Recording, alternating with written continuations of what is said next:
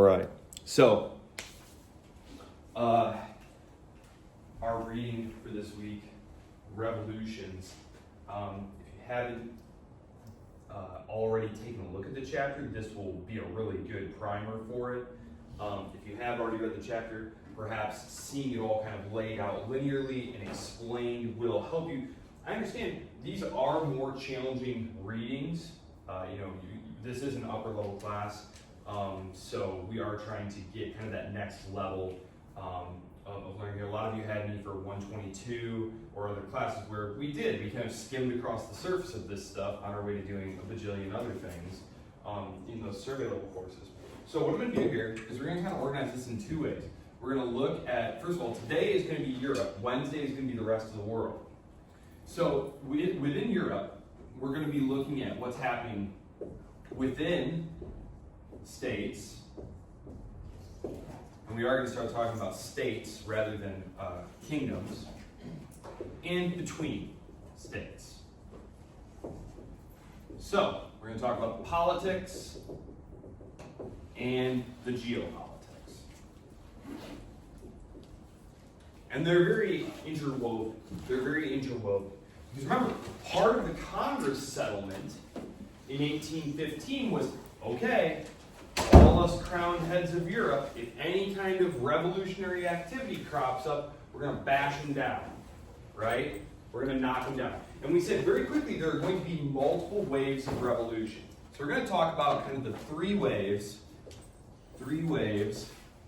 of revolution. 20, 30, and 40. Now, when I say 20, 30, 40, I mean they're kind of clustered around that. Like, one of them is going to be in 18, 19, one of them is going to be in 20, one of them is going to be in 21. Actually, there's multiple in 20, but you get the idea. So when I say 30, I just mean like they're clustered around 1830. They're clustered around 1820. They're clustered around 1840. Because what you find is that a lot of times an uprising in one kingdom, one state, one territory, one principality would kind of meme. It would go viral, right? As word would spread that, oh my gosh, there's an uprising in Paris. Everyone else would be like, now's our chance to revolt. And actually, there's a really cool study that looked at how long, because in 1848, which is where this ends, the age of revolution ends in 1848, in Europe, there's a huge explosion in France. Not like literally, huge uprising in France. And it spawns uprisings all across Europe. And you can basically, they've looked at it, you can basically project how long until that uprising happened by how long it took like a mail coach to get from Paris to wherever it was. Like basically, as soon as word reached that Paris was up in arms against Louis Philippe, pandemonium just broke out. And so 1848, there's a whole a book that's very accessible. I always try and give you guys like accessible reading recommendations. 1848, the book, it's a popular book, so it's written so that if you read like a super scholastic, super scholarly book, this is going to go really in depth. But Chris Clark wrote a book, 1848, which is highly accessible.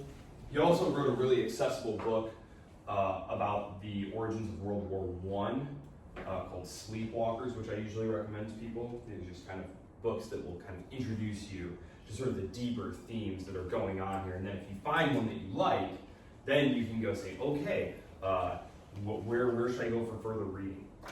And a lot of times with books like that, they're a great place to start because, well, I guess now we have AI. So AI can tell you what to go look for. But previously, before you had AI to ask for a deep reading list on this subject, you'd go to a book like that and you'd look in their suggested reading and bibliography and citations and find that stuff. I actually found tons of stuff in these books many, many years ago. So, the waves of revolution. We're going to look at France. We're going to look at Spain, Italy, Germany. I will touch on Russia a little bit. So France, right away, 1820, so France, Spain, Okay, I'm going to put Italy in quotation marks, and I'm going to put Germany in quotation marks. But remember, there's no Italy yet. In the words of the Austrian Foreign Minister Metternich, who helped put on the Congress of Vienna, was one of the chief diplomats involved in that. He called Italy a, quote, mere geographical expression. Meaning that it's, yes, we all know there's this peninsula called the Italian Peninsula, but Italy is not really a thing. There's no unified kingdom of Italy. There's certainly no republic of Italy. There are your major states. There's the Kingdom of Naples. There's the Kingdom of Piedmont. Remember that one. That one's going to be the big one. There's the Papal States. There's the old Venetian Republic, which is dead now, but... France, Spain, Italy, these are going to be specifically in Naples and in Piedmont, two of the more important kingdoms. 1819, Germany, quote unquote. Again, remember Germany is still divided up into a bunch of little states. Bigger states now. The Holy Roman Empire is dead. There was a big reorganization. If you remember from your reading, one of the products of the French Revolution that stayed with us was, with the death of the Holy Roman Empire, Central Europe was rationalized somewhat. You didn't have 300 or 400 different political entities. They basically grouped them into larger states. So now you're dealing with like 30 of them. So there's going to be uprisings in some of these states. And then, of course, in Greece and in Portugal. In Greece and in Portugal. Greece is going to be a big one. In Portugal. So that's 1820. So what happens here, in France, it's not really an uprising, it's actually an assassination plot. There's actually going to be one of these in Great Britain as well. In this same year, there's an attempt, there's a plot to kill all the members of the British cabinet by revolutionaries. There's a plot to kill King Louis. These are actual, this one's an actual uprising, this one's quite serious. It's probably the most serious one in Western Europe. When the Bourbons are restored in Spain, they revoke this thing called the Constitution of 1812. It was a liberal constitution.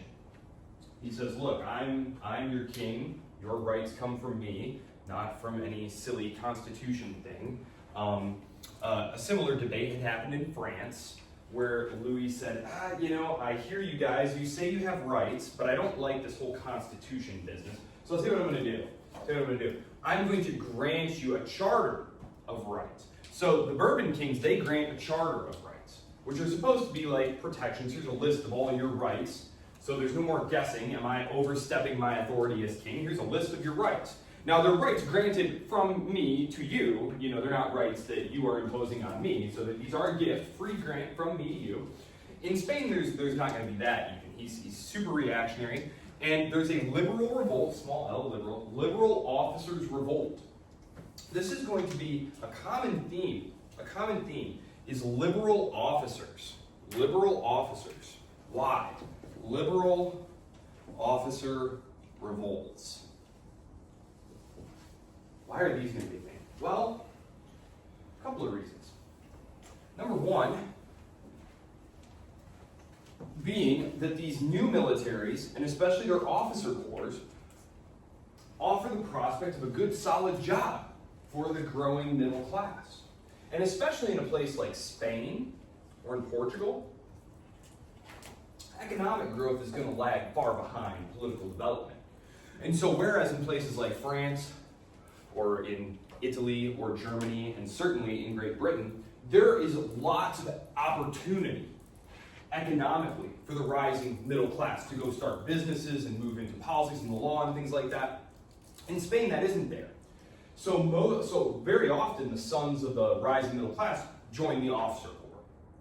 So you have a very unreliable officer corps there. There's also the fact that the secret societies, we're going to talk about these secret societies called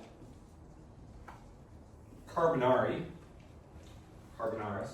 these lodges, These were secret revolutionary societies.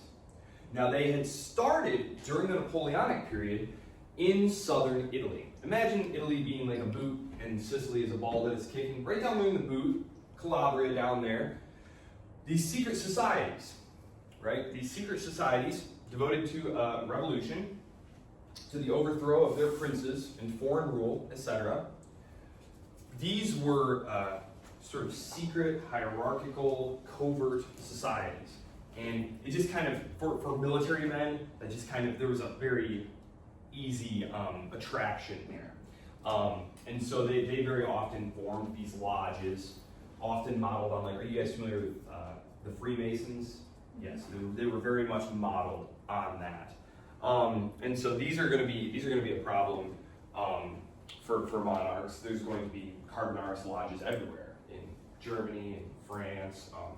The eventual second emperor of France, Louis Napoleon, actually joins Carbonari Lodge when he's young. So there's a revolt in Spain. They want the Constitution of 1812. They are not Democrats. These people aren't Democrats. They are members of the growing middle class who want a parliamentary monarchy. They want a limited monarch with liberal economic institutions and limited suffrage for those of property or who pay taxes. Remember, taxes are something that only really the rich are going to be paying. And the idea was if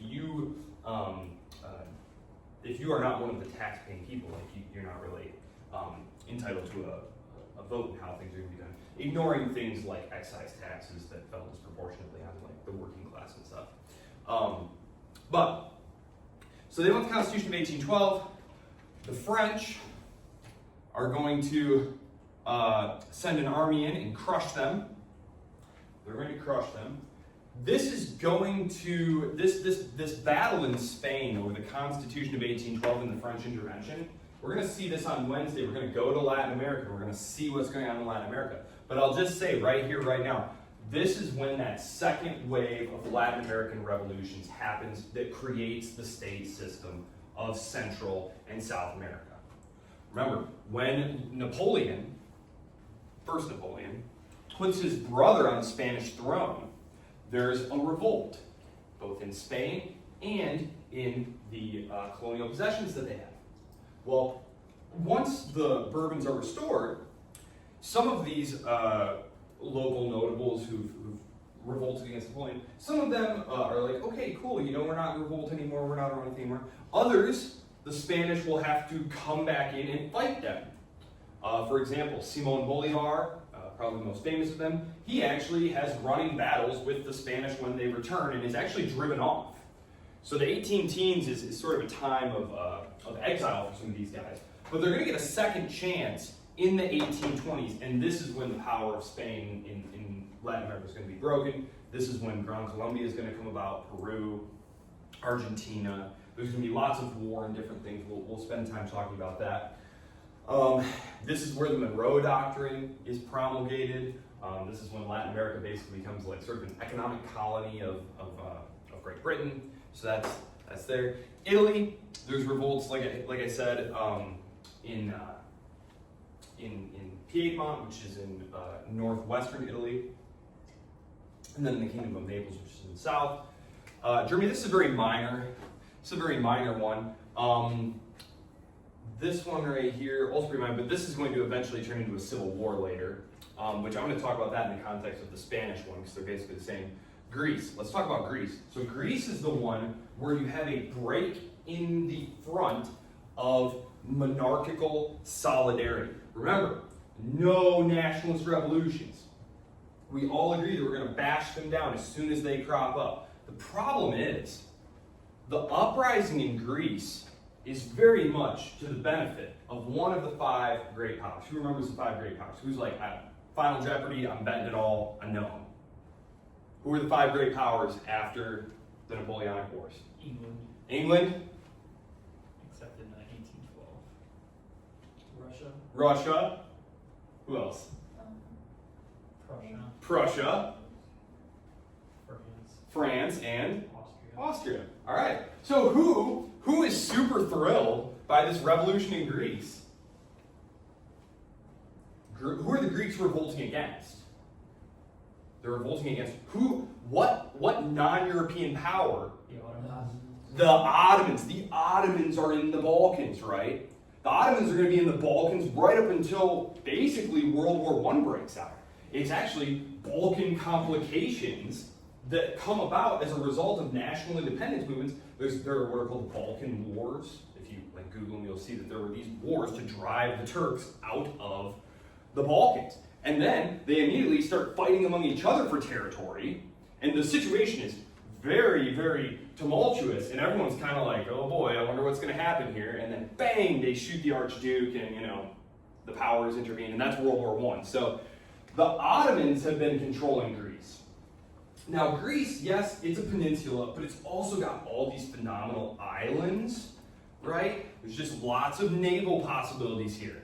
And it's right near the straits. Now, these are Orthodox Christians, right? These are Orthodox Christians.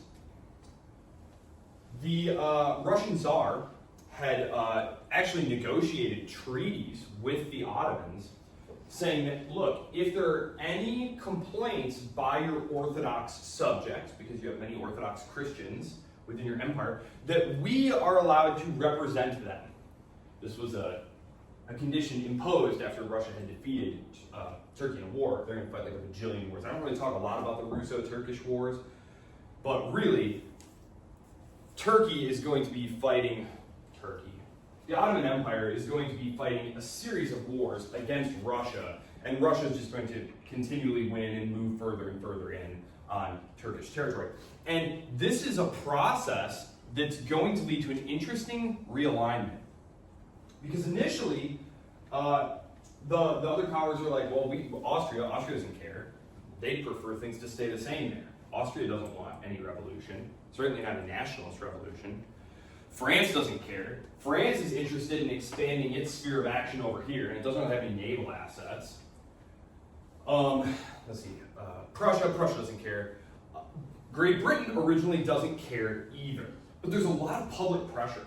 And you see this in the United States as well, is there's a very vibrant, popular press, like a free press. This doesn't exist in these other states. Just kind of the revolutionary independence, this is very much to the liking of Americans and Brits, ideologically. This idea of self-determination, this idea that Christians should fight against the oppression of the Muslims, this is stuff that's selling like hotcakes. And of course the papers will run stories of horrible atrocities, right? Stirring up public outrage. There's lots of pressure on these democratically elected governments to intervene. Now it's not like small d democracy where everyone votes, but there are elections. You do need to get voted in, and you do need to keep the support for the government strong. And so the British actually wind up agreeing, very reluctantly. They agree with the Russians, okay, fine. We'll help support this Greek revolution. Lord Byron, anybody? Lord Byron, the poet? He dies there. It becomes kind of a cause célèbre, You go and fight the Turks in Greece. So, so Greece wins its independence. Becomes the first of the independent Christian states in the Balkans. So this one's successful. The rest of these are all put down. In 1830 then. Is there anything else I want to say about that? No, I'll save it for here. Let me erase a little bit of this.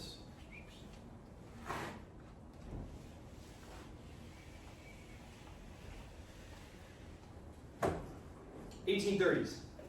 We have France once again. Now, what had happened in France? I said in 1820 it was an assassination attempt. Well, Louis XVIII actually wasn't a terrible dude. He didn't really have the energy for it. I'm gonna be 100% honest with you. By the time he returns to France in 1814, 1815, he's a very old man. And he has gout, and he's like a bajillion pounds, and he was never very rabidly political anyway, and now he has to deal with the restoration and making all of these compromises and balancing these factions. Because there's the reactionary faction who really want to reimpose old-style feudal monarchical rule, which is led by his brother, his little brother, who's about to become king and be overthrown here. So he's trying to keep them from agitating the population, and then he's also trying to deal with that rising middle class, that haute bourgeoisie, the big bourgeoisie, who's saying, nope, we're in charge, we run the government, we staff the civil service, we run the businesses, we run the banks, we're going to call the shots. And so this poor guy, he's so grateful to die eventually. He's like, oh, thank goodness, finally a rest. Well, his brother becomes king, Charles. Charles becomes king, and he immediately says, the problem with my brother was he just wasn't tough enough on these guys. You just need to really smack them down and show them who's boss. And so he passes a whole bunch of draconian laws aimed at like shutting down the free press, for example. And there's a revolution, and he's overthrown. He's driven out, and I had told you, there's this thing going on between states where there's that, I'm going to draw it out here.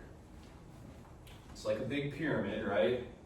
Very basic. And of course, there's a little bit of difference here. Like some members of the nobility were themselves liberals, were supportive of this middle class movement that wanted to turn these monarchies into parliamentary monarchies with limited franchises. So I'm going to say nobility, but understand, there is some difference here. Just like within this middle class and upper middle class, there were some who were outright monarchists. So there's going to be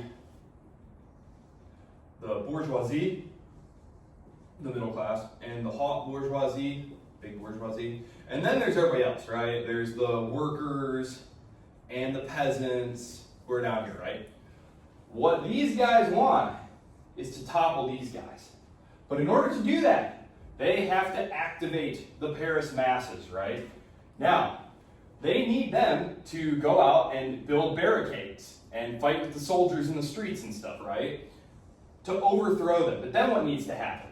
Then you need to very quickly turn on these guys and smash them back into place because they want like a democratic republic. And they want things like national workshops and progressive taxation and the redistribution of property. This is not the stuff that the middle class wants. So, this is when the barricades become a thing, the 1830 revolution. Everyone associates like barricades with the French Revolution, but actually the first French Revolution didn't feature barricades. Are you guys familiar with like barricades? You seem lame it is? Okay, for those of you who haven't, basically, when the revolt springs up, what you want to do is start filling up alleyways, these narrow streets. They look like alleyways, but they were actually streets. Just fill them up with like walls, right? So that you could shoot from behind them, so that you can also trap columns of soldiers in them. It's interesting. Have any of you been in like a medieval city? Yeah. Oh yeah, you have, because you were over there. Okay, so what do you notice about medieval cities? Very tight. Ooh. You can't even fit a car. Oh yeah. These streets are very narrow. They're very twisty, right? They're very twisty. There's no rhyme or reason. It's very easy to get lost in these cities. And there's rooftops everywhere.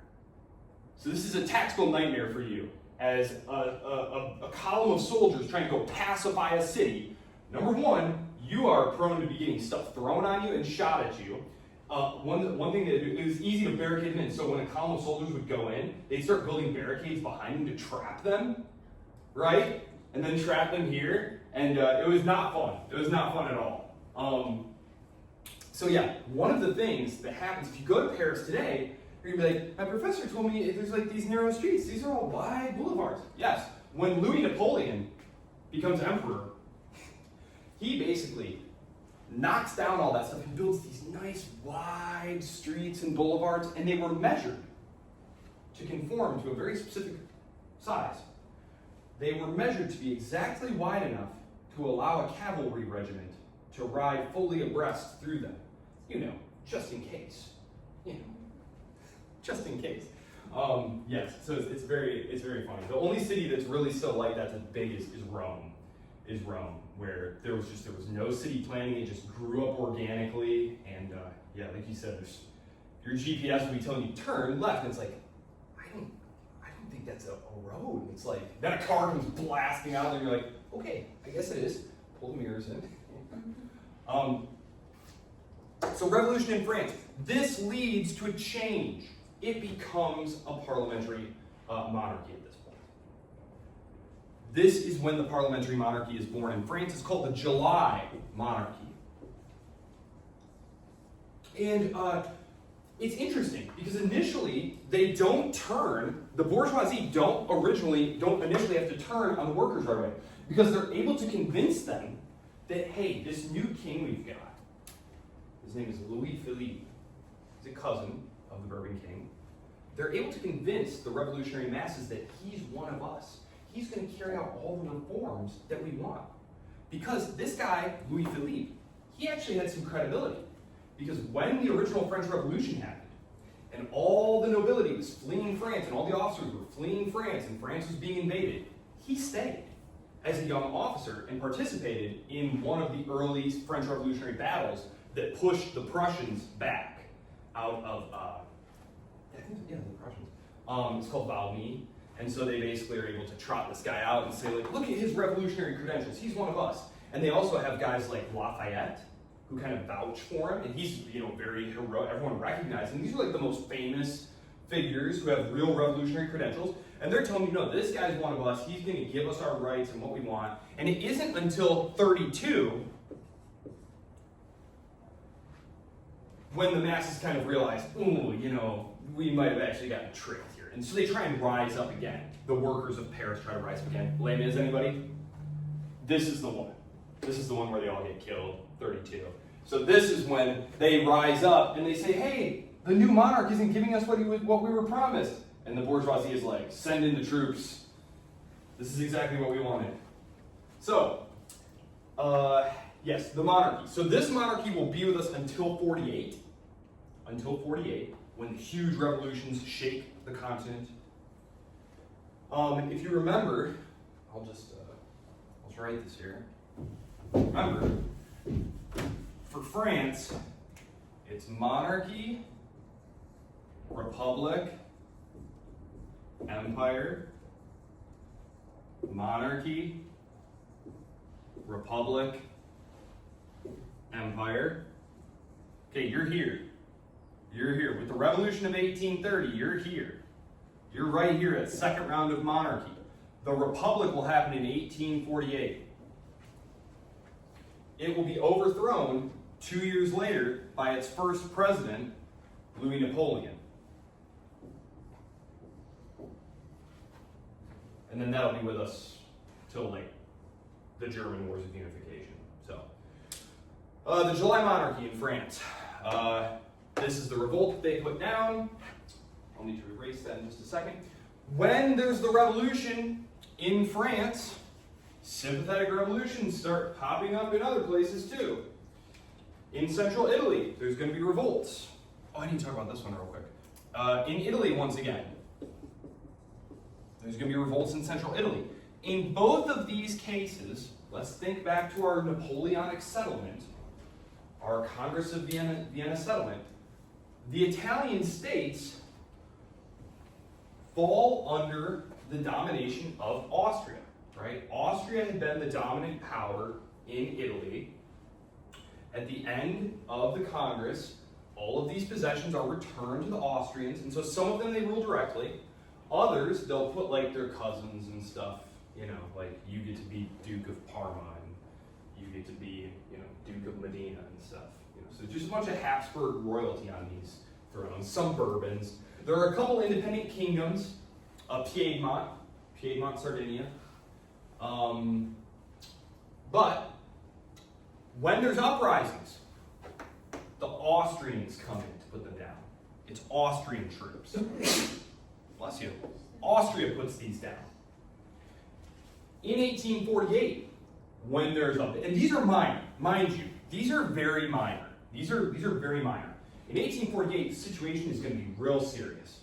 Real serious. Huge armed uprisings. Real battles. Actually, Piedmont is going to wind up taking the side of the Italian revolutionaries and putting its army into the field to fight the Austrians. So things get very serious in 1848. And it's recognized by the Italian nationalists that, okay, we're going to need outside intervention to help us. And so, like I said, geopolitics and domestic politics, they get very intertwined during this period. And this movement for Italian unification and independence is called, I know he introduces the term, Risorgimento. Risorgimento. So they need to free Italy from Austrian rule, then they need to unify it. And now there's obviously a divide. Should it be a monarchy? Obviously the King of Piedmont thinks so, and he happens to know just the man who should be the king, wouldn't you know it? Then there's people like Mazzini. Mazzini, he's an Italian revolutionary, an enemy of the kings of Savoy, actually. Tries to overthrow them a couple of times. Once right here, actually, in the 30s. He's easily crushed. He thinks there should be a republic. And then there's people like Garibaldi. Garibaldi, you might have heard of him, he's a very famous revolutionary figure. He is leaning more towards like a democratic republic. So he and Mazzini are pretty much on the same page there. We'll have much more to say about them when we do the Italian Wars of Unification. So, 1830s, revolts in central Italy, which are put down by Austria. 1830, there's also a revolt in some of the German states. They respond with conciliation.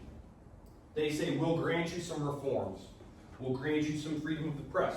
We'll grant you some representation in order to keep the revolutionary situation under control. This is something that's actually going to happen in Great Britain, which I'm going to talk about separately here, because Great Britain avoids revolution and turmoil and uprising, even though Britain's economy and Britain's society has arguably seen the most amount of changes in terms of its industrialization and urbanization.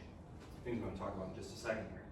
I just want to wrap this up. I forgot about in 25. This was when that one time happened in Russia, the Decembrist revolt. And for those of you who want to get a load of some indie music from when I was in like college, the Decemberists is a band. So there you go. They're easily crushed. In Russia, and that's basically it. This is sort of the liberal officer corps revolt. These are the guys who had been to the European continent, had seen, what liberal economic reforms could do, how careers open to talent could be beneficial, how Russia was going to become increasingly backwards if it didn't adopt these things.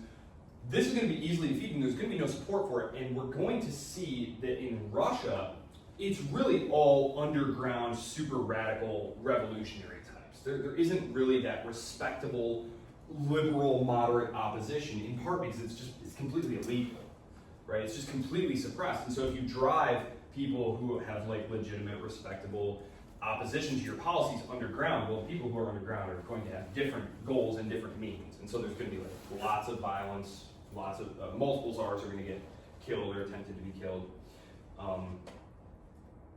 Lenin's brother actually participates in one of those and is killed, executed. We'll talk about that, I'm sure. Poland, poor Poland. In 1830, Poland is like, now's our chance, guys. We're going to rise up. Because remember, Poland had been partitioned. And destroyed over the course of the French Revolution. And Russia is the power that's on guard there. And Russia stomps them out. It does get pretty serious. Just because Russia is kind of backwards and slow, and it's really big, and it's hard to get resources places. And so initially the Poles look like they might have a chance until just the overwhelming weight of Russian numbers crush them. So Poland will be crushed. The 1830s, yes. Oh, yeah, I gotta mention this. So two things. In 1830, there is also a revolution in the Dutch provinces. This is where Belgium came from. If you kind of imagine the Dutch provinces here, and this is the North Sea, well, these bottom provinces here, these were Belgians. It's actually slightly over here. So like, here's your Dutch guys here. Here's your Belgians over here. The Belgians didn't want to be ruled by the Dutch, but the thinking was, well, they'll be stronger together. They're just too small. France is always trying to gobble up Belgium, going all the way back to the wars of the Spanish Succession. Well, the Belgians don't actually want to be ruled by the Dutch, and so they wind up revolting and getting their independence in 1830. And it's actually, so then all the powers get together and they're like, let's all promise to uphold Belgian neutrality.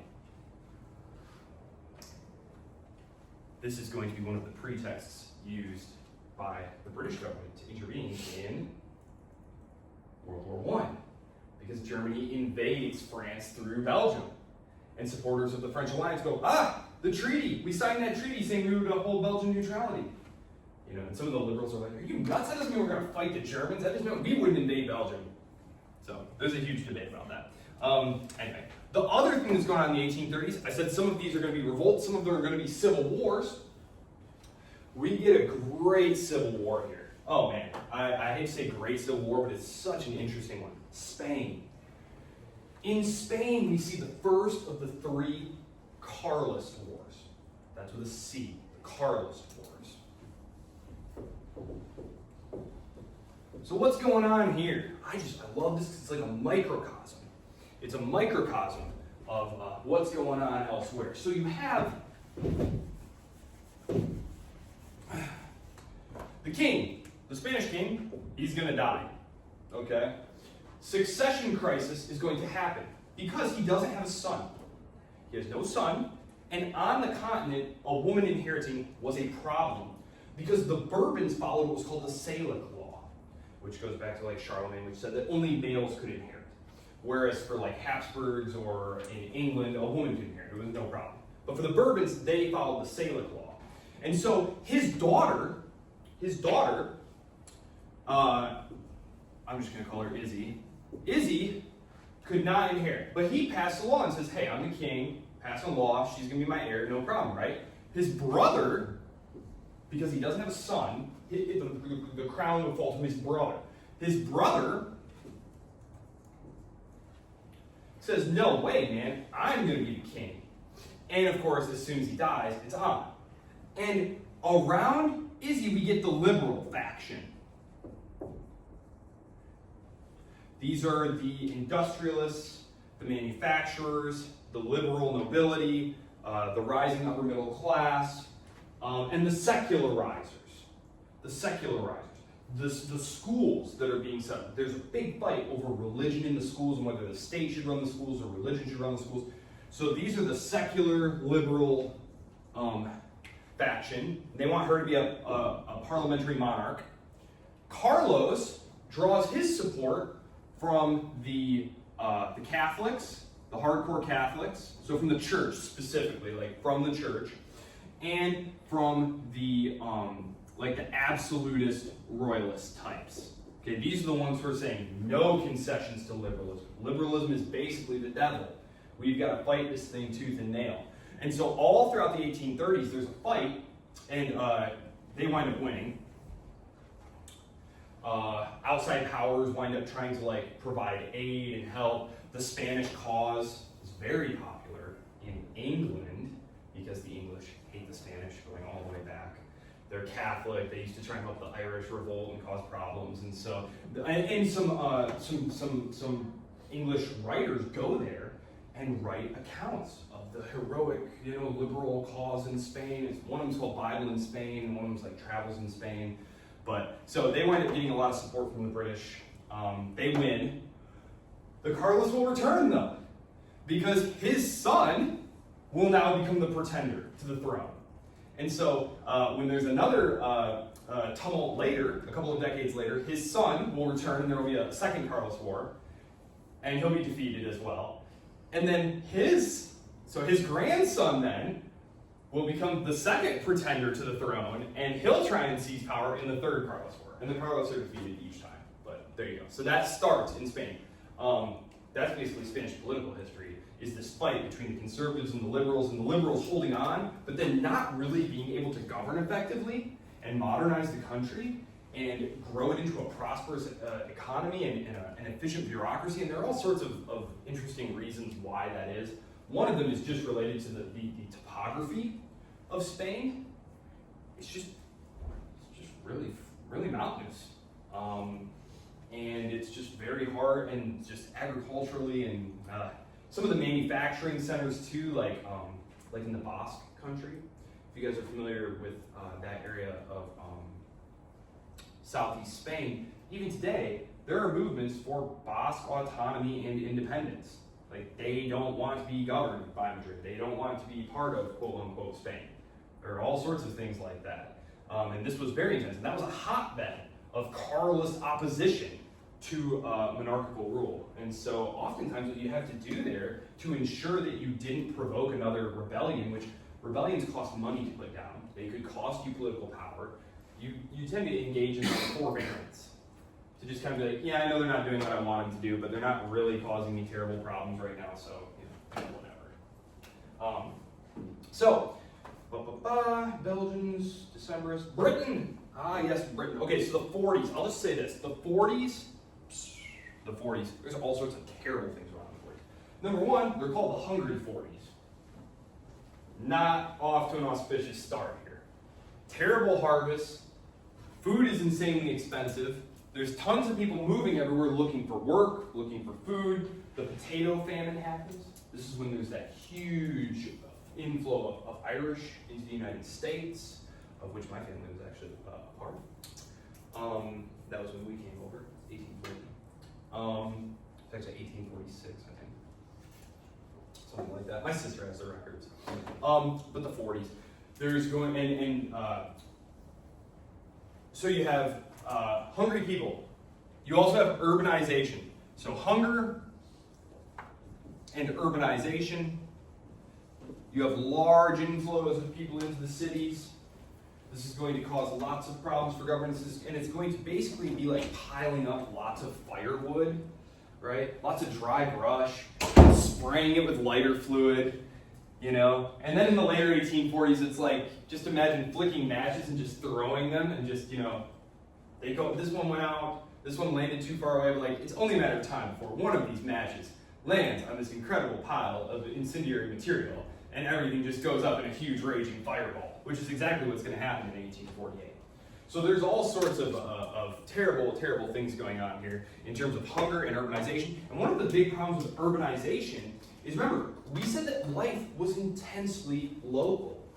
Intensely local. You didn't think of yourself in terms of being Italian or, being Spanish. You thought of yourself as being a Lombard or being Milanese, and you spoke this incomprehensible patois. This thing. I was at the Dante house. Dante is considered the father of the Italian language, but one of the things that they had there was this big, linguistic map of Italy, showing the over 30 different Italians, the language. And so, if you're Neapolitan and someone from Savoy came to talk to you, you literally couldn't. You're both Italian, but you can't even understand each other. Very famously, there's stories that when Italy is unified in the 1860s and 70s, and the central government starts sending school teachers, public school teachers, down to places like Sicily, the locals mistake them for Englishmen. It's that. It's really shocking. This is really just how different these people were. And now you have all of these strangers being forced together by circumstance into these cities. They're alone. They're isolated. They're hungry. There's no work.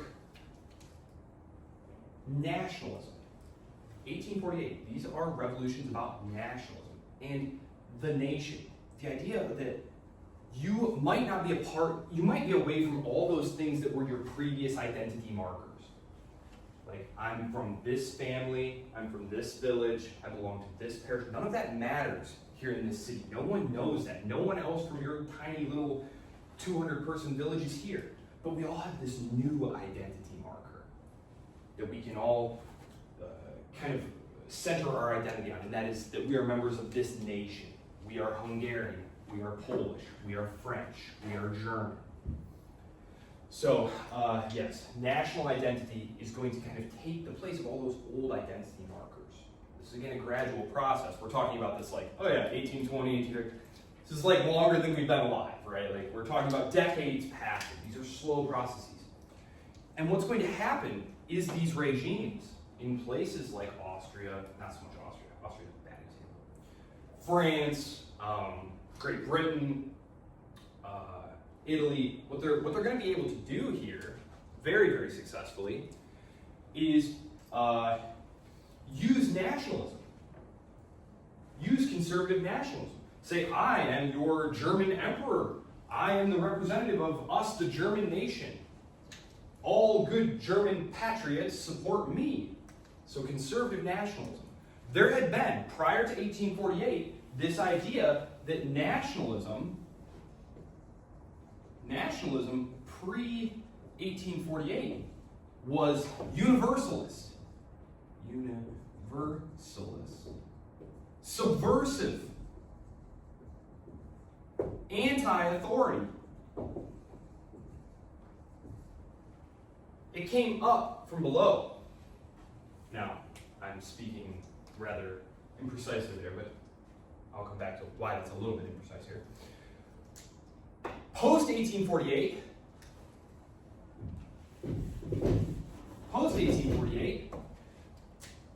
it's going to be particularist, meaning that the freedom and national independence of us does not mean that we support the national independence of you. In fact, we might want some of your territory for our people. Post 1848. Particularist. We're concerned with German nationalism, English nationalism. It's not subversive. It is the state ideology. It is a state ideology. It is taught in the public schools. This is when things like the national anthem start being played at school, and the Pledge of Allegiance is created, and it starts being like a mandatory thing in public schools.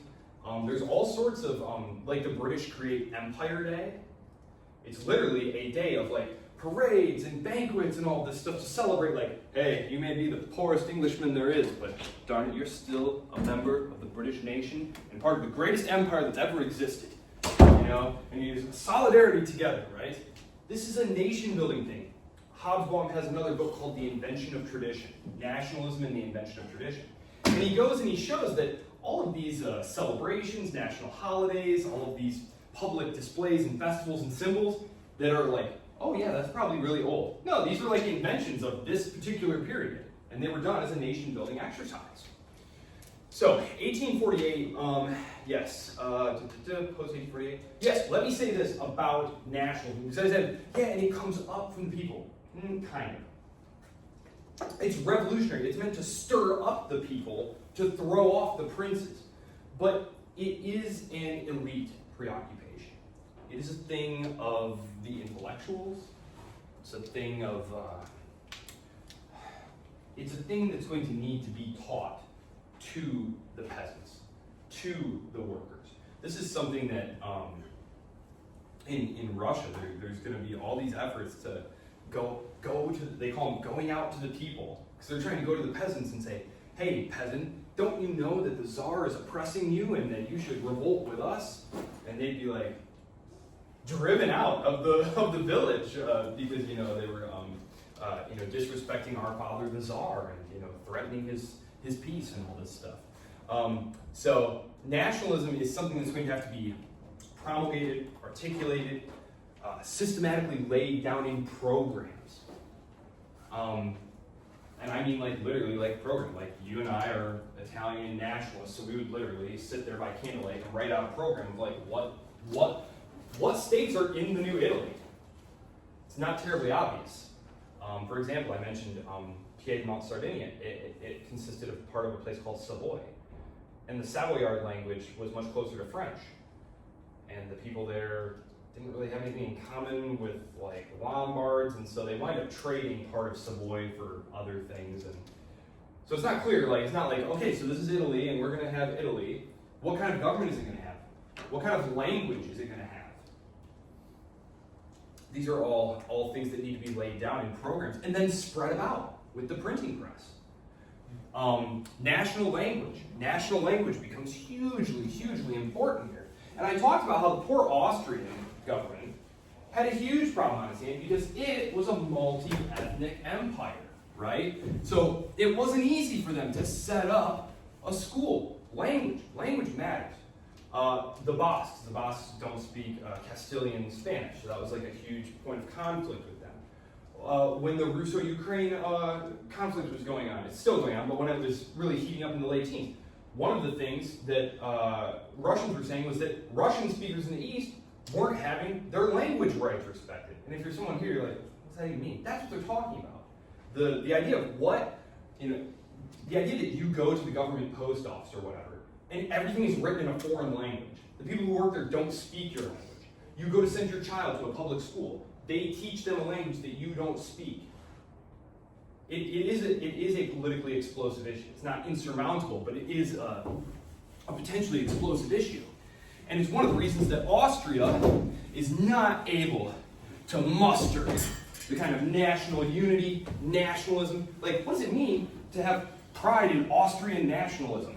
Like, yeah, if you're literally a member of, like, Austria, like the actual Habsburg lands, that makes sense. You're a German, Austrian subject of the Habsburgs. But the rest of them are Croats, they're Slovenes, they're Ruthenians, they're Poles, they're Belarusians, they're Gypsies, I could go on and on, right? Like, it's just not obvious. One of the kind of hilarious things that you read about in accounts of like World War I is the officer corps, which is made up of like German-speaking Austrian guys, couldn't communicate clearly with some of their soldiers. They didn't speak the same language, and so they'd be like making hand signals to like try and tell them what they wanted them to do. Like, just imagine in the midst of battle, you're looking for like hand signals. Like, what's he trying to tell us over there? Not going to be the most effective fighting force. Can't even communicate with your soldiers. Between states, then, couple of things. After Greece, okay, this is Greece, an exact drawing of Greece. This is Turkey, and this is the rest of the European Balkans. Again, just an exact replica. This is the Black Sea here, and these are the straits. Russia is up here. Russia wants to take Constantinople, occupy these straits so they can go into the Mediterranean. Greece, the revolution in Greece was a big part of that. The British government soon feels like, you know what, this was a mistake. We should not have helped empower the Russians in this area. We need to bottle them up. After France is defeated in 1815, very quickly it becomes Russia v. Britain. This is the liberal, commercial empire. This is the absolutist czarist land autocracy that is spreading over Central Asia. Around this time, 1820s, 1830s, it's moving into Kyrgyzstan, getting closer and closer to the approaches of India, which all good British imperialists know is absolutely critical to the empire. So they become adversaries. They fight a war, the Crimean War, to keep them bottled up in here. The British support the Turks. The French support the Turks to try and keep the Russians out of there. They win. They do win. This is critical, though, for understanding how some other things happen here. Remember, so in 1848, the Hungarians, the largest, most militant nationality in the Habsburg Empire, revolts. The Hungarian Revolt. It's a huge problem. The Austrian government can't actually put it down, so they call in the Russians to bash them down. And the Russians come riding in, and they smash down the Hungarians, and they're like, no problem, Austria, we got you, absolutism. Well, a few years later, they get into a tussle with the British and the French, and they're like, yo, Austria, we need some help. And Austria's like, dang, I'm like super busy this week. God, it's so awkward. I would love to help you, Russia, but gosh, this is just the worst time, like right in the middle of a remodel. Oh, God. Any other time. Russia feels super backstabbed by Austria, obviously. They would. The British basically threatened them and bought them off, and, good solid geopolitics there. This is the origins of the conflict over the Balkans. Russia is going to want to move in here, and increasingly the Austrians are going to want to move in here. So the 1840s, 1850s, we see a break in the absolutist front. Now Russia and Austria are adversarial, especially over the Balkans. Russia and Great Britain are going to be like just generally on bad terms everywhere. Basically until like 1903, 1904, 1905, when Russia has been shown to be a paper tiger. The Japanese smashed them to pieces very easily, and the British are like, oh, guess they weren't that tough after all. And then the French make an alliance with the Russians, and they make an alliance with the British, and they make them be friends, and that's for another time. But just so you know, basically from 1815 to 1900, they're on just the worst of terms. There's constant war scares. There's a book, what's it called? It's by a guy by the name of Fige, and it's called Crimean War. And I remember reading it way back in the day. It was one of the first popular books I read about. There's a whole chapter about the cottage industry of Russophobic yellow press stuff that came out in Great Britain at the time. Like just these pamphlets about like the Russian hordes and how they've always been duplicitous, eternal enemies of Britain. And so mass Russophobia is the result of this. And so it's actually quite funny. But yeah, let's see. On Wednesday, we're going to go see what's going on in Latin America. We're going to go to Asia and find out what's happening. Because I had mentioned the Turks, I had mentioned moving into the central Kyrgyz steppe, India. What's going on with China? China's about to become a big part of our story, but not in a good way. Not for China, anyway. But yeah, okay, I'll see you all on Wednesday. I don't have the quiz up yet. I will. But I'll make it like an extended acceptance group. Like it'll just be due like Sunday or something. So usually it's due Wednesday, it'll just be due Sunday. If you have any questions or anything, just let me know. Feel free to hit me up. Be careful out there. Oh, enjoy Spirit Week. Enjoy Spirit Week. I will try and remember to wear Spirit gear. I am going to make sure I wear other colleges gear. Tuesday, Wednesday, Thursday is Spirit Gear Day, so I'll be sure to throw on some